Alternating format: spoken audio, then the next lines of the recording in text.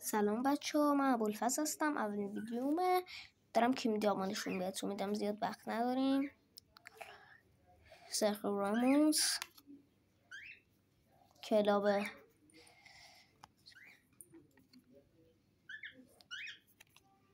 امضا رونالدو 2024، کلاب چلسی،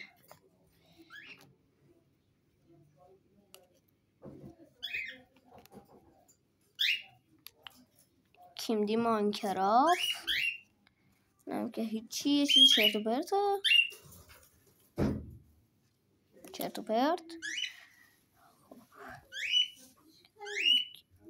امضای رونالدینیو و کلاب بارسا، رونالدو توپچی و آخرشه و این خدافظ.